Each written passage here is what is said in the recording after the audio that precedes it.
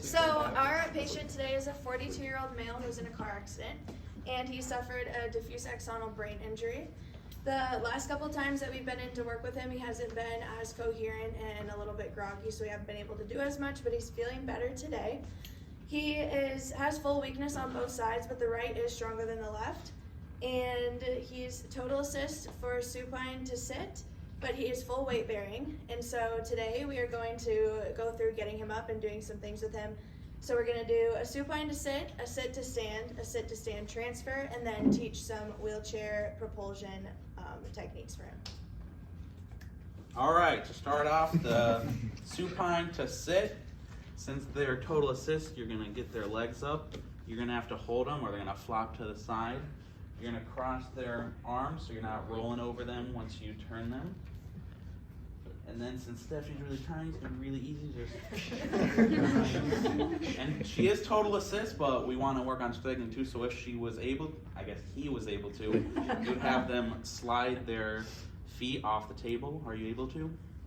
No? Okay. So I'm gonna move them off to the side. And then I'm gonna grab her by the shoulder, him, and then get him up. And so weak on both sides, but the right side's stronger. So we're gonna sit on the left side, which is the weaker side. Okay. That's it. So we're gonna pretend like this is one fluid motion, but I'm gonna take Andrew's spot. Stephanie's gonna kindly stay up until I can sit down. Then we're going to do a sit to stand. So I'm going to place the gait belt on her, and since she has a little bit of motion in her arms, she can lift kindly, and then she can relax her arms down. And then I'm going to put maybe through there it goes.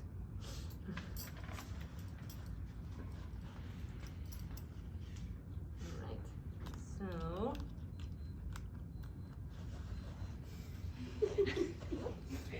that's nice. Okay, so now there we go. we're going to stand, and like everybody has said, her right side is stronger than her left. So I'm gonna come onto this side, and what I'm gonna have you do, Stephanie, is if you could shift a little bit forward, good. Then you're gonna have your feet flat on the ground. Can you lower it a little bit lower? Okay, so since she is a little bit more dependent, I'm gonna have her lean forward, and I'm gonna do a lot of the work, but I wanna see if she gets any like muscular activation. So what I'm gonna have her do is I'm gonna tell you to bring your head forward so that you're slightly leaned forward, and then you're just gonna think about going up as I lift you. I'm gonna count us down, so I'll shift, I'll rock back and forth. We're gonna go 1, 2, and then on 3, we'll go up. Ready? 1, 2, 3. Good. And then we're gonna go back down. That's gonna be good.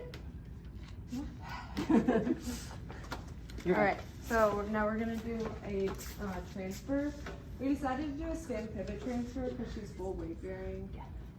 And so we do the same thing Stephanie did, or Sam did, to sit to stand. Right, so we're gonna do the same thing. Lock her knees and transfer her over. Sit her down. And hit my chin. Right. Perfect. Now, our other thing is teaching wheelchair mobility and trying to access the wheelchair. So she does have some strength, or he does have some strength in it. So what we're gonna try to be as cognizant as possible to try to activate muscles as she's doing it. So we're just gonna position this a little differently so she can kind of go over here. So patient education is important when using the wheelchair so we can get full active movement. We know she's stronger on the right side, but we want to activate both sides, so both arms. So we're going to educate the patient to reach back and try to go as far back as she can. And then she's going to use both hands and push forward. She might be stronger on that right side and not be able to push through with her left arm as much. So this is when we can educate the patient to use that left foot a little bit to kind of maintain that straight path. So you want to reach back and propel yourself forwards as easy as possible.